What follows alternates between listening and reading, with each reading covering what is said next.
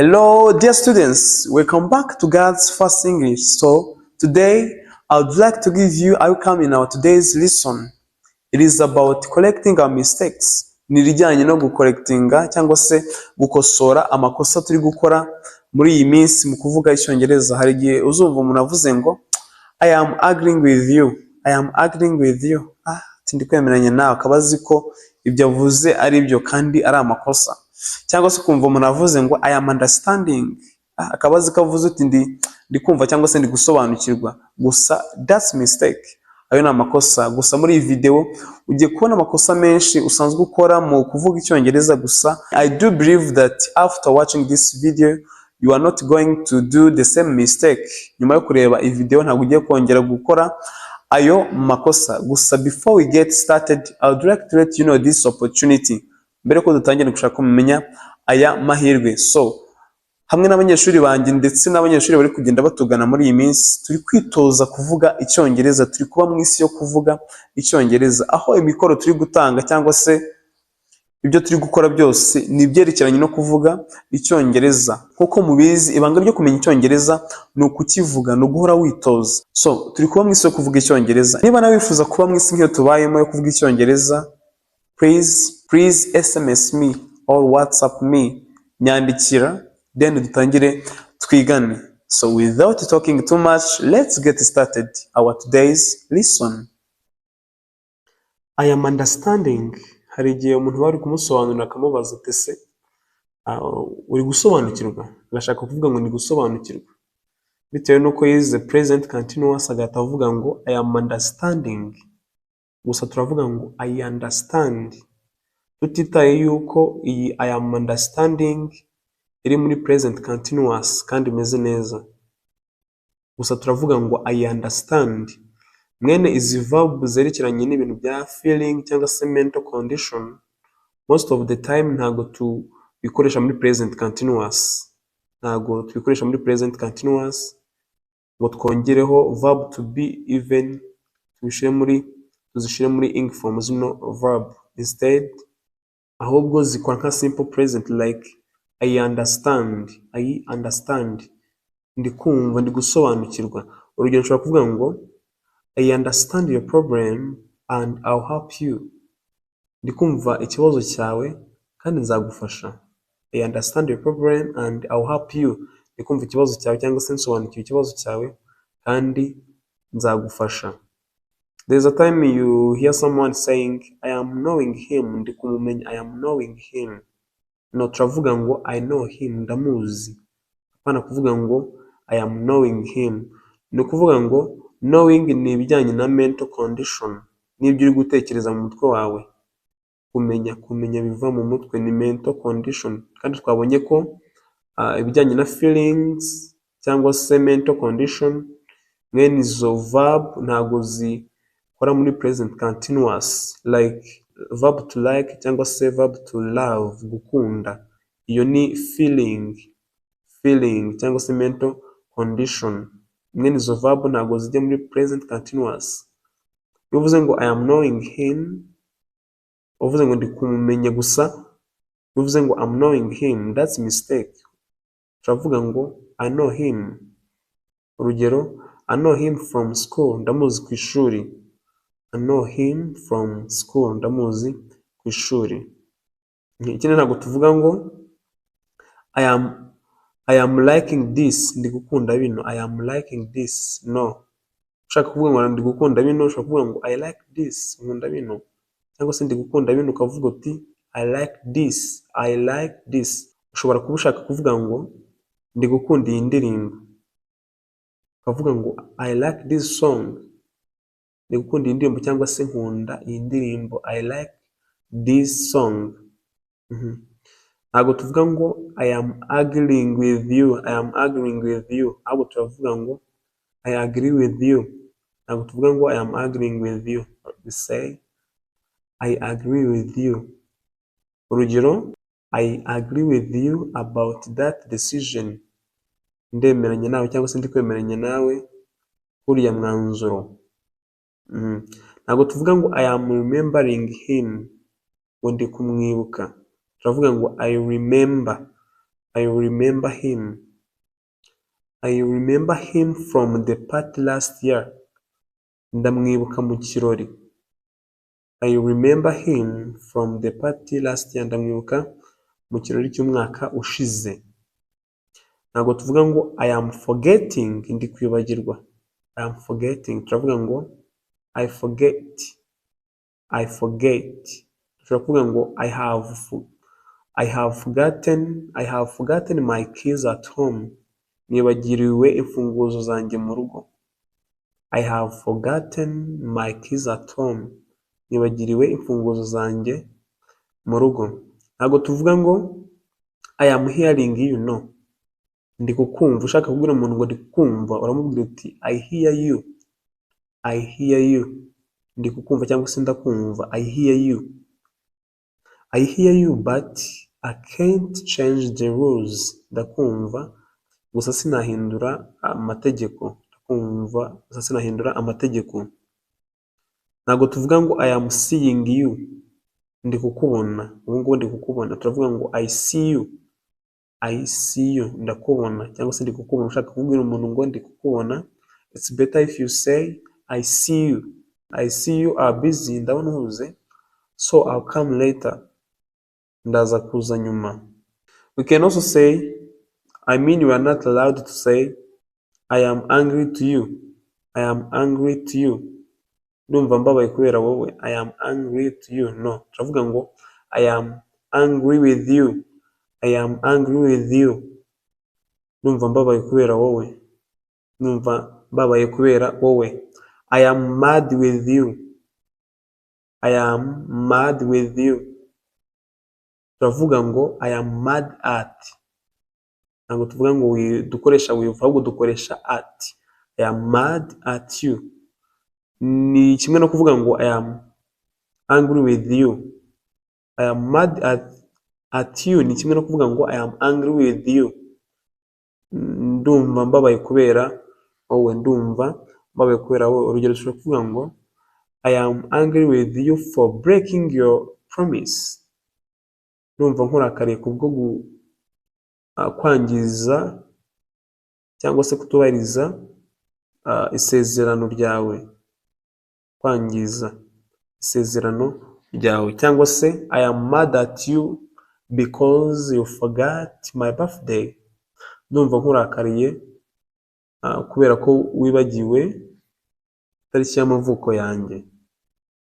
Ikindi ntabwo tuvuga ngo I am bored from this. Ushaka kuvuga ngo ibi ndabirambiwe. Ndumva bino mbirambiwe. Ntabwo tuvuga ngo I am bored from this. Instead we say I am bored with this. Ibi ndabirambiwe. I am bored with this. Ushaka kuvuga ngo I am bored with this movie.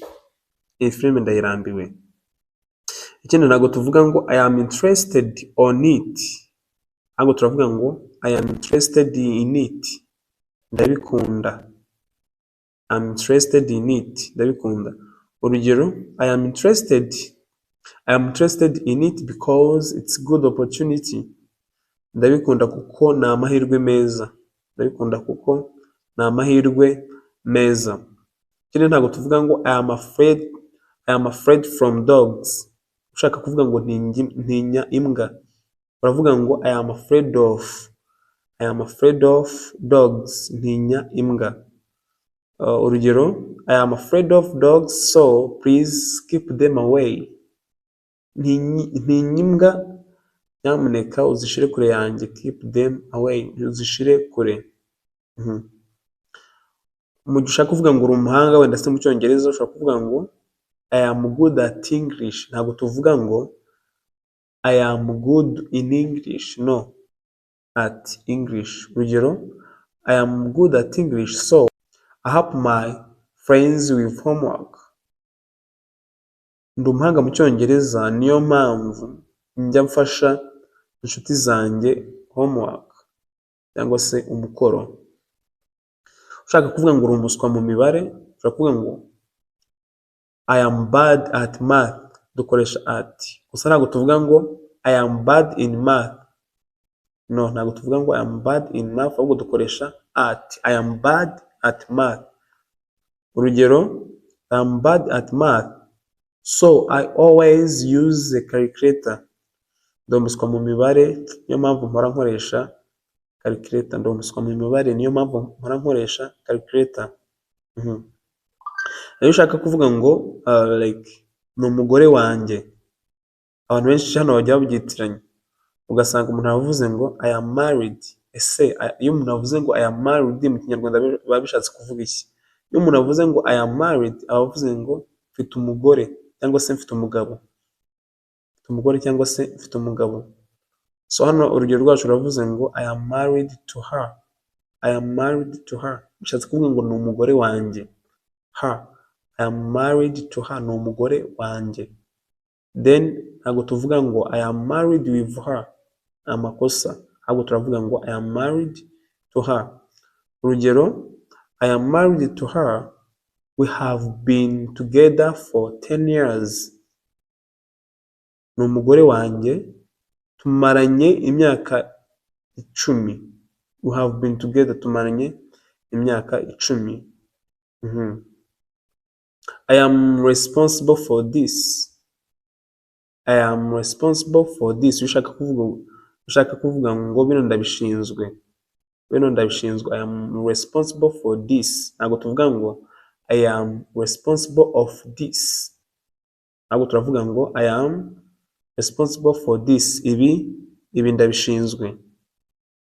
Urugero I am responsible for this project at work. Iyi projet ndayishinzwe ku kazi. Iyi projet ndayishinzwe ku kazi. Ikindi abantu benshi bakunze kuvuga ngo discuss about it. No, ntabwo tuvuga discuss about, tuvuga discuss. Ni ukuvuga ngo discuss yo yonyine irihagije. Discuss about. No, turavuga ngo discuss it. Ushaka kuvuga ku kintu runaka. Like, ushaka nko kuvuga ngo let's discuss it after lunch. Reka tubiganireho nyuma y'ifunguro rya saa sita. Ntabwo tuvuga ngo let's discuss about it after lunch. No, turavuga ngo let's discuss it after lunch. Reka tubiganireho nyuma y'ifunguro rya saa sita. Hari akandi kantu abantu bakora kavuga ngo explain me. Akabazi kavuze ngo nsobanurira. Explain me. No, turavuga ngo explain to me. Explain to me. Urugero please explain to me how this works. Nyamuneka nsobanurira uko iki gikora. Nsobanurira uko iki gikora.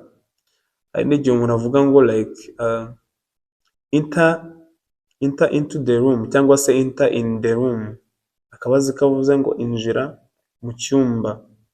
Of course muri nko kuganira n'umuntu ukavuga nk'ibyo bintu ashobora kukumva ariko ubukoze amakosa. Ahubwo turavuga ngo enter the room. Kavuga umuntu ngo injira mu cyumba.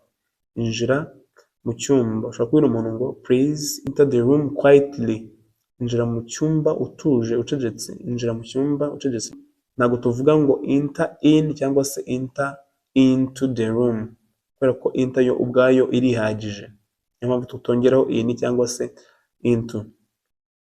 Ikindi we don't say return back. Ni ukuvuga ngo return irihagije. Niyo mpamvu tugomba kongeraho back. Like I will return the book tomorrow. Ntabwo tuvuga ngo I will return back the book tomorrow. Ahubwo turavuga ngo I will return the book tomorrow. Nzagarura igitabo ejo. Nzagarura igitabo ejo. Return iba yihagije ntabwo ari ngombwa kongeraho back. So twagiye kuri repeat. Repeat again. Repeat again. Abantu benshi nabyo bakunda kubikoresha.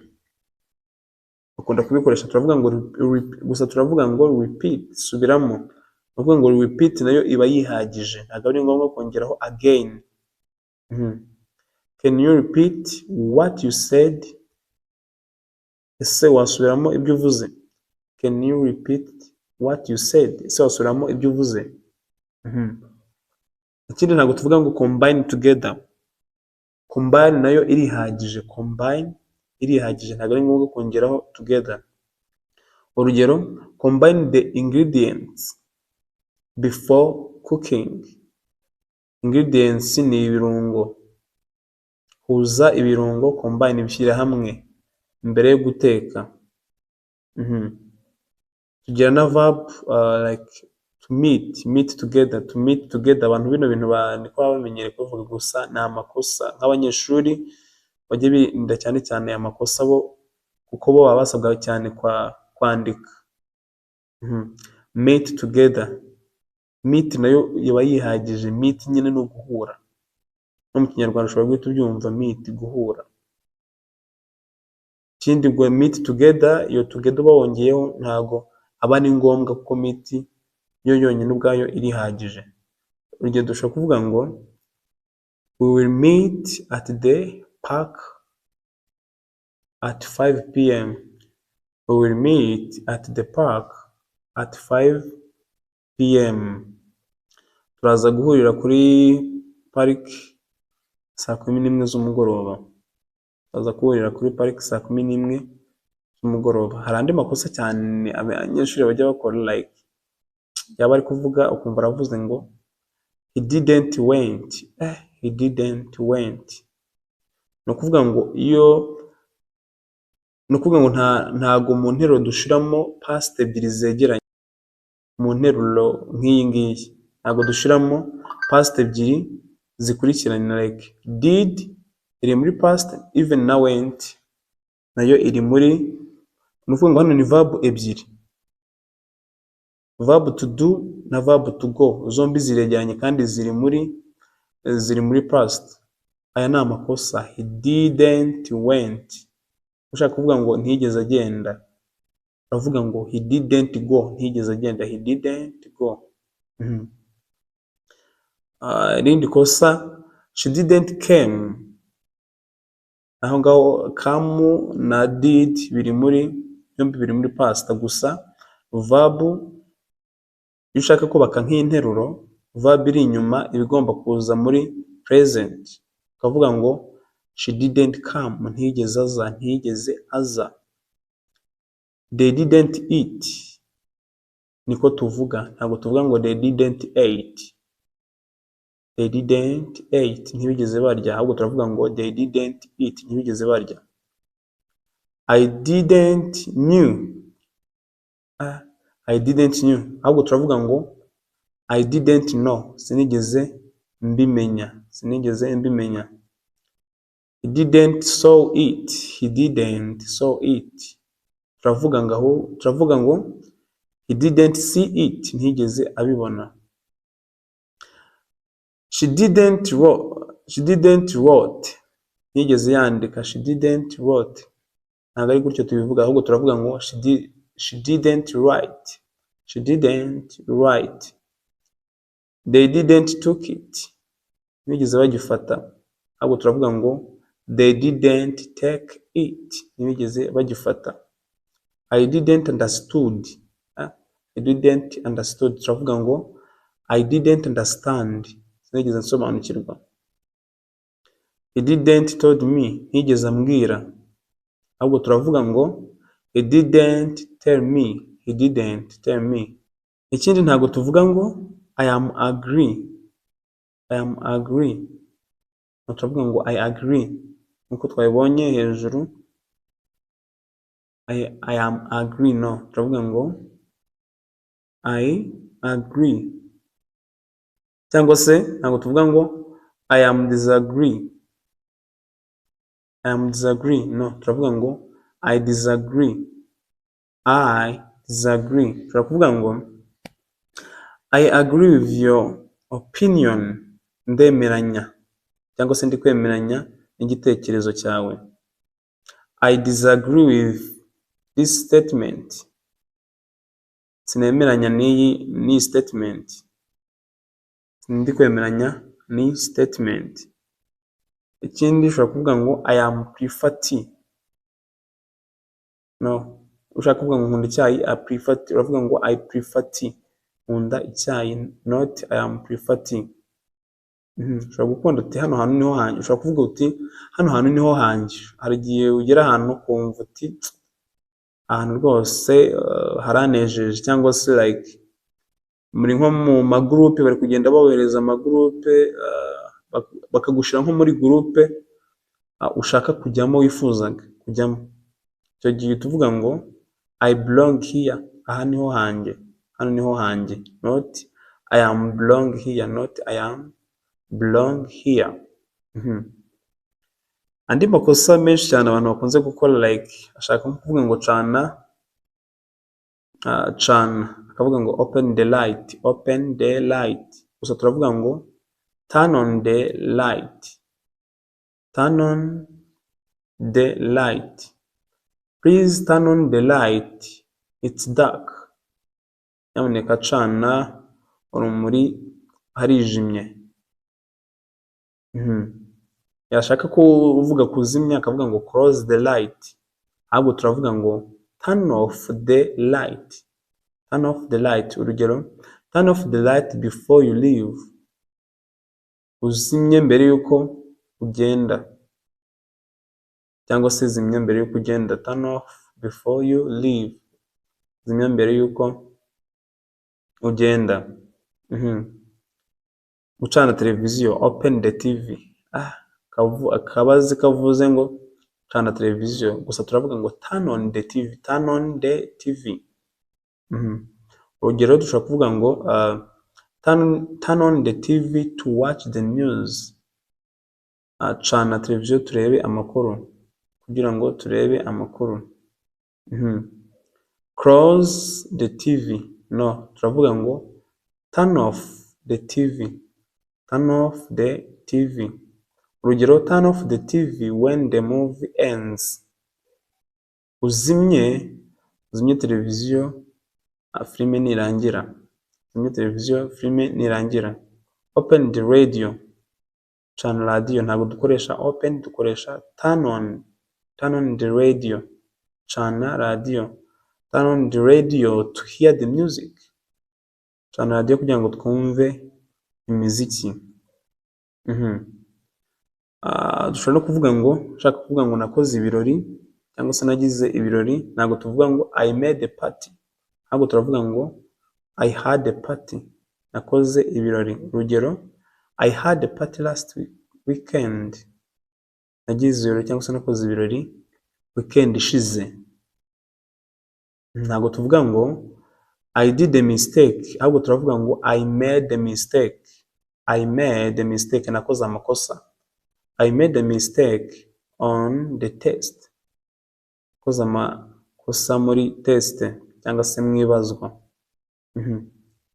Ntabwo tuvuga ngo I made my homework, ntabwo tuvuga ngo I made my homework, ahubwo turavuga ngo I did my homework, nakoze umukoro wanjye. I did my homework after school, nyuma y'ishuri nakoze umukoro wanjye. I did a decision, ntabwo tuvuga ngo I did a decision, ahubwo turavuga ngo I made a decision, I made a decision, nafashe umwanzuro. I made a decision to study abroad, nafashe umwanzuro wo kwiga hanze. I made a decision to study abroad. So this is the end of our today's lesson. If you haven't yet subscribed to our YouTube channel, please you can do it. Niba utarasubscribinga ushobora kubikora kugira ngo andi masomo tuzajya dushiraho atazajya gucika, kandi ntugacike intege mu kwiga Icyongereza. Ni gake gake bigenda biza. So thank you for watching.